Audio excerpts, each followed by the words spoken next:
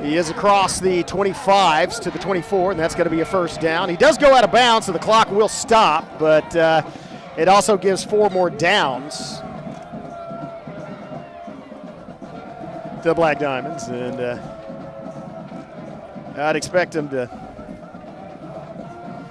Interesting, the play clock continues to run, so by the time they get to the line of scrimmage, it's going to be at 10.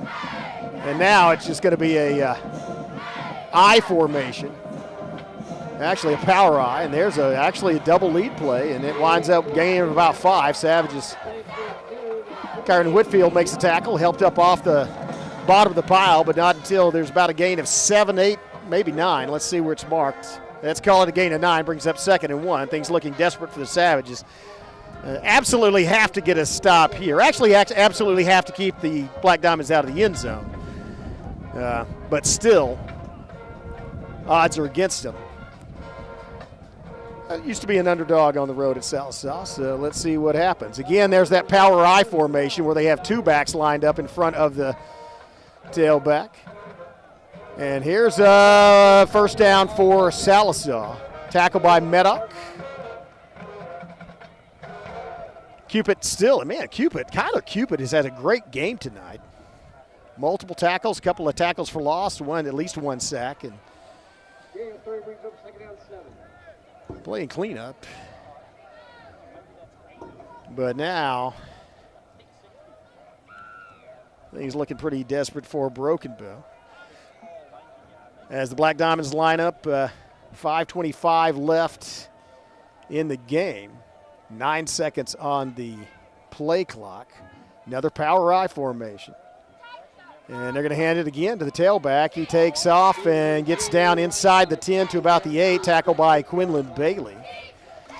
So again, that's 35 seconds. You put 35 seconds back on the play clock, started running, but that is, I have to give Sallisaw credit for doing good clock management and running that down to about 1 or 2 seconds before they snap the ball, and eating up any chance the Savages have of coming back if they put it in the end zone here. Regarding some miraculous comeback. Timeout on the field. We're going to stay right here.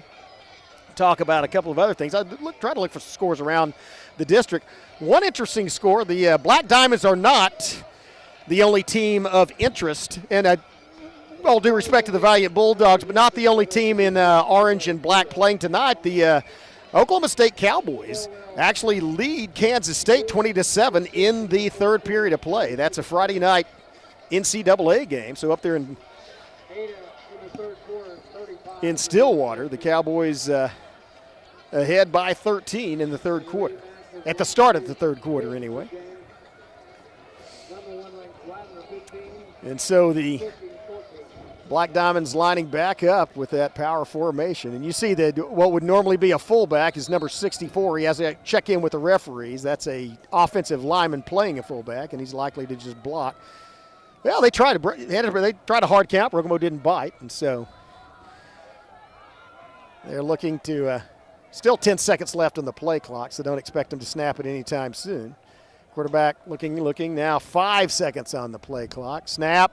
Handoff, 3rd man, and he runs through a couple of Savages almost down to the end zone. Tackled inside the 5. Down to the 3, and that's Bailey once again. Yeah, Quinlan Bailey having a good game. Medoc in there as well, but that is going to be a first down, and that makes it 1st and goal for the 3-yard line. And the clock will continue to run, 4:45 and ticking. 10-point lead for the Black Diamonds. And Savages, I don't know. I mean, you'd like to see them just make, oh, wow, a flying tackle as Quinlan Bailey literally came flying out of the left side of your screen onto the quarterback, drops him for a loss. And so Bailey, man, he is a player. I think Bailey's been on every snap, and I say snap, I guess you do. Well, no, I think he's the long snapper. You do. I was going to say you do snap the ball on the extra point field goals, but I think he's the guy that snaps it. So not on kickoffs, but I think Bailey's on every other snap of the ball game. And this is going to be a pass. They look in the end zone, and the ball was not in the end zone, but The receiver's feet were in the end zone, but the ball never passed the goal line and broke the plane. That actually may be bad news for the Savages, though, because that brings up a 3rd and inches and continues. He was down in bounds, and that continues to take more time off the clock. If the Savages could prevent a touchdown here, maybe force a field goal. That would still, if the field goal was good, it would be 20-7. I mean, you're still looking at having to score 2 touchdowns. Not unheard of, but definitely need to prevent. This may be a quarterback sneak, not sure. See what they do, and it is. It's going to be the push formation. It gets in. And so that is going to probably put things out of reach for the Savages. This team does not give up. They will attempt to drive downfield, but they trail by 16 with only 3:12 left in this football game. And again, do have the wind in their face. Interestingly enough, again, the team with the wind at its back has been the one that has scored touchdowns in this football game. So the 16-point lead, and normally this would just be I'm not going to put the Savages out of this game yet, but 23-7, 16-point lead. Still, it makes a difference on this extra point, though, not only for district standings because of the tiebreaker points, etc. It's past 15, but the Savages could score again. But also, the Savages technically right now, at this point, it's a 2-score game. They could score 2 touchdowns, convert 2 two-point conversions, and still tie it. If the Black Diamonds make this extra point, though, it becomes a 3-score game, and 2 of them have to be touchdowns for Broken Bow. And that's, let's see, and he splits the uprights. It is good, and so Savages. Well, 24-7 and 3:12 left. They're going to have to try to come up with something miraculous. They'll stay right here, talk things over. I tell you, it is a nice, cool, windy night, and so it is football weather. Savages, and there's a little less pep in their step as they kickoff return team heads onto the field. And so we'll see what happens, though. That's why they play the games. You don't just say, well, it's a little out of hands, let's just call it right now. Savages, have one of the best return men in the state. And in Kyron Whitfield, a lot of things could happen in football. So with 3:12 left, and the Savages do have 1 timeout left. Let's see what happens. I don't know if the Diamonds will kick it up. They may try that squib kick again. I mean, they may come out and kick it onside and try to recover it and then ice it away. I don't know. Let's see what happens.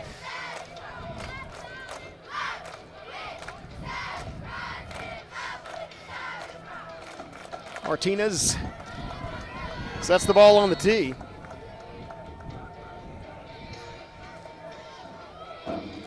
They line up. Tenhero and Frazier back on the sides for the Savages at the 20. Whitfield back deep at the 10.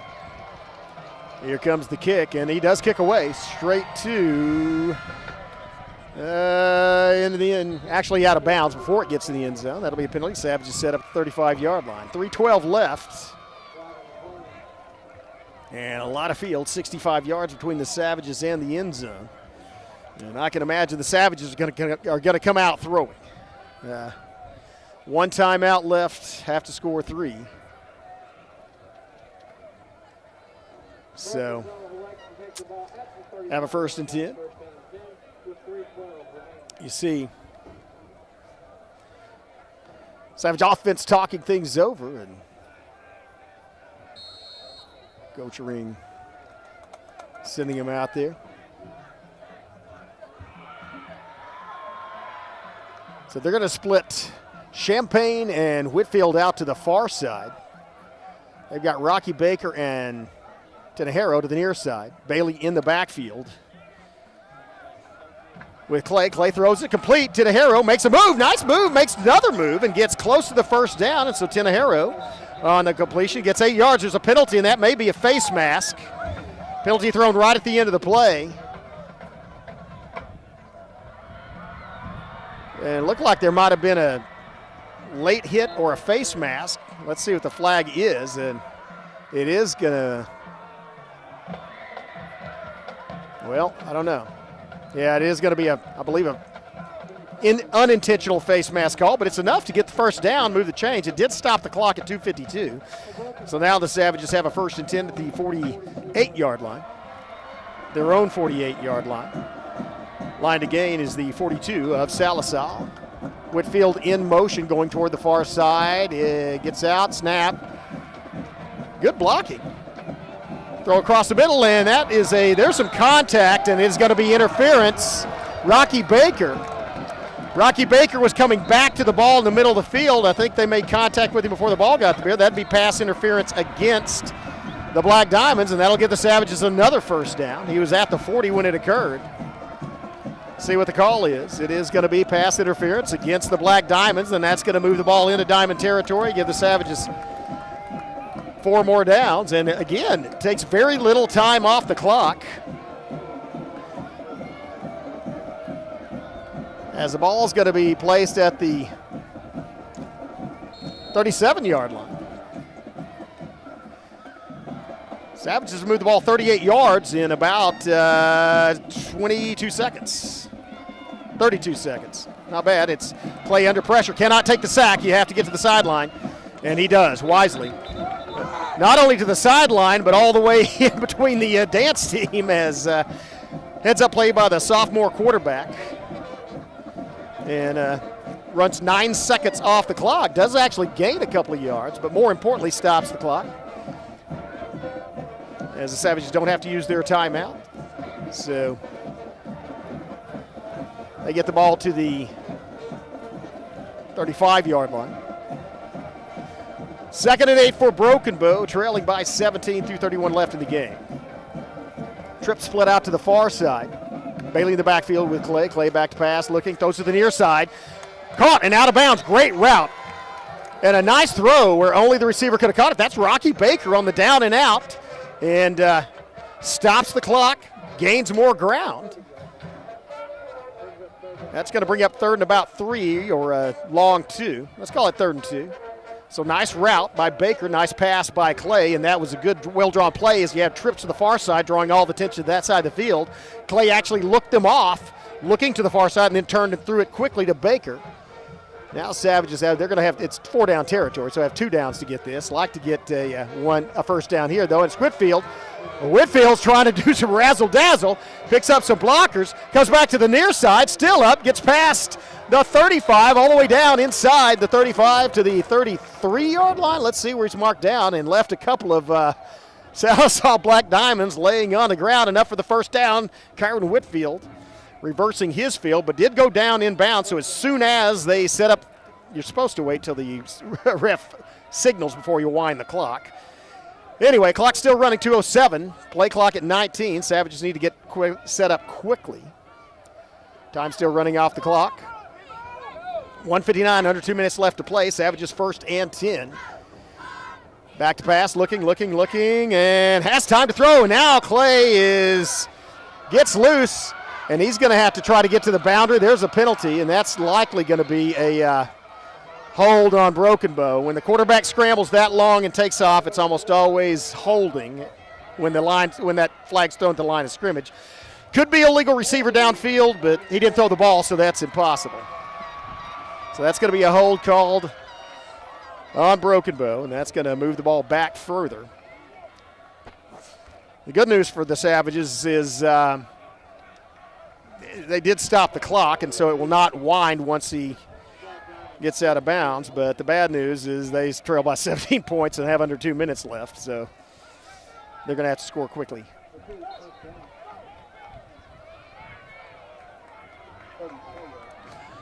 First and 22. Launch caught at midfield, and it's by Baker, and he's still up, struggling, does not get close to 1st down, but Savages need to get back up the line quickly as clock is running. Timeout. Broken Bow burns their final timeout, and that's why they were in the middle of the field. We're going to stay right here, talk things over, and at this point it's desperation time, and 1:20 left, playing more for pride than to win this ball game because it's basically, I mean, it would take a miracle to come back and score 2 touchdowns and a field goal in this minute 20. But Savages, be nice to get a couple of scores in the game. Obviously, if they do score, you would expect an onside kickoff in the pursuing kickoff. Right now, they are facing a prevent defense and the wind. And so, going to have to score fairly quickly. And I don't know if you can see those flags over there between the goal line, but that's an example of how that wind is blowing, and it has been blowing in the face of the Savages this entire quarter. It's definitely a factor.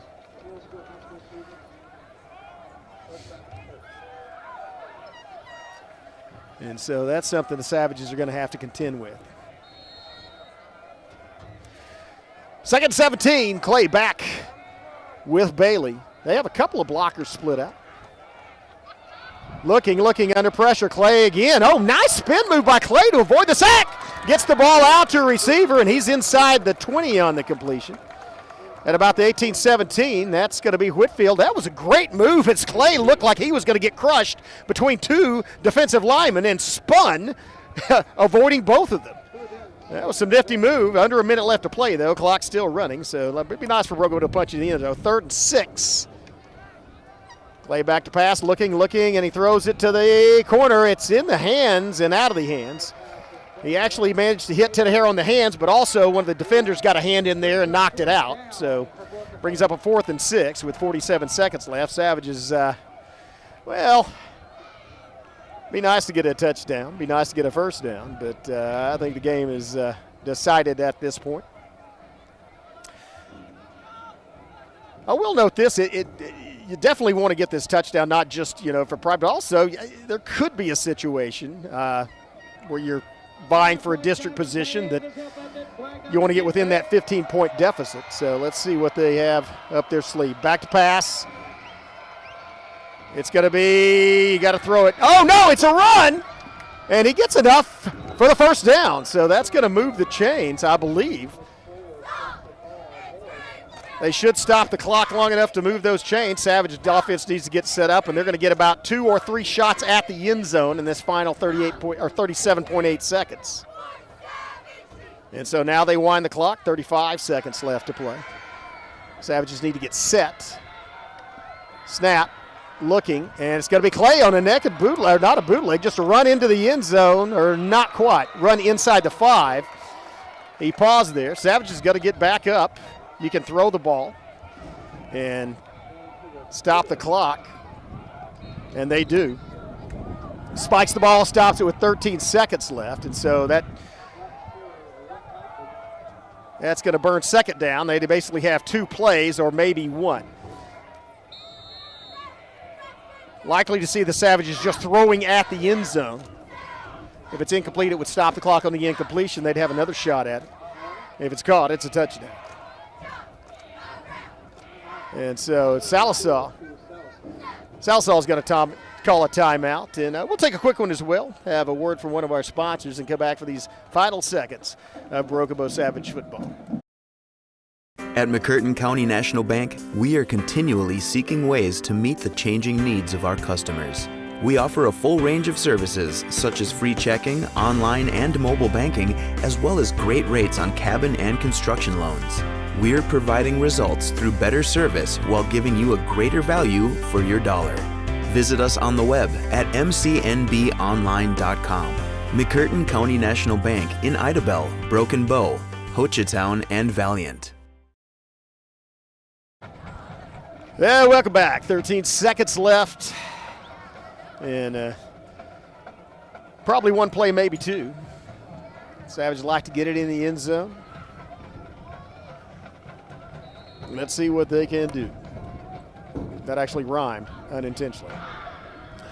Quickly the line, they have Whitfield and Bailey looking. Bailey wide open in the back of the end zone, and Whitfield catches it across. No, Tanahero came across, so they waved that incomplete. It looked like he came across and caught it in the end zone. Oh, well, the incompletion will stop the clock, and they'll have 4.8 seconds left. So on the incompletion, well, this will be the last play of the football game. I mean, barring you, I guess it's time to score a touchdown, you have an extra point attempt. But Bailey in the backfield. Snap's good, handoff, Whitfield streaking toward the corner, gets into the end zone, and that's a score, touchdown by the Savages with 0.1 seconds left. And so that's going to make it 24-13 with the extra point to follow. As the Savage extra point team, kicking team comes on, and you see Quinlan Bailey there at the as the long snapper. So boy, he's had a good game too. Savage going to come off. We got to come off with a loss tonight here at Sallisaw. Again, always a tough place to play, but a lot of pride driving down, even when you know you're not going to win the game at the end there. But did drive down, put it in the end zone against adversity. Do miss the extra point though, and so it's going to be an 11-point deficit. And I guess there's 0.1 second. I don't know why they didn't wind the clock. I know on the points after touchdown, it's an untimed down, but well, maybe something crazy will happen. Maybe they'll kick an onside kick. It'll bounce into one of the Savages' hands, and we can run it in for a touchdown. I don't know. Let's see what happens. We've got 0.1 seconds left here in Sallisaw. Savages on the short end of it tonight, 24-13. And that's going to drop them to 1-2 in district.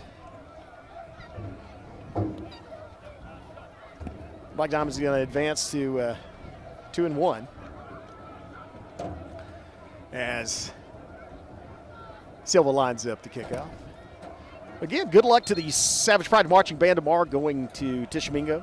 And it's going to be this is going to be a long trip for them. It's a cold night. They're going to have to go home to Broken Bow, get up early in the morning, and then take another long bus ride up to Tishomingo and compete. Wish them the best of luck, and luck always helps, but there's a lot of skill involved when you talk about the Savage Pride Marching Band. So proud of the talent here in Broken Bow. Silva lines it up to kick off on I'm saying will be the final play, and it is. He just kicks it away, and well, I tell you what, we're in Sallisaw, and the way things have gone up here, that's throwing a penalty is kind of the way par for the course, and so be interesting to look at the total penalty yards for Broken Bow in Sallisaw. Overtime even. It's interesting. But the Black Diamonds did outplay Broken Bow tonight, and so they're going to take home an 11-point victory.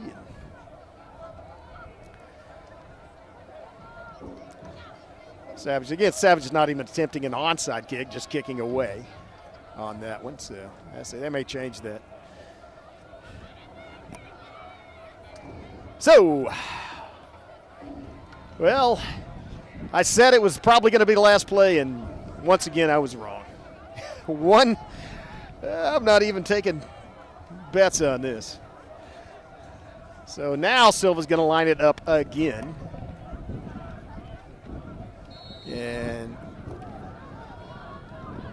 attempt to kick it away here. Here's the kick. Wow, nice kick, driving. It's going to be caught and fair caught, and that'll do it. That's going to do it for tonight.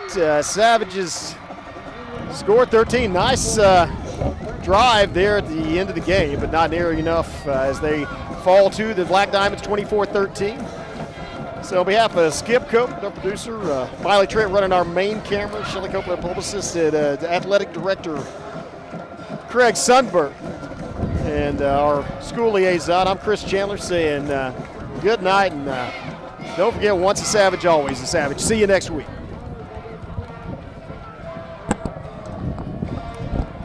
I'm cool. Yeah, you can go. yeah.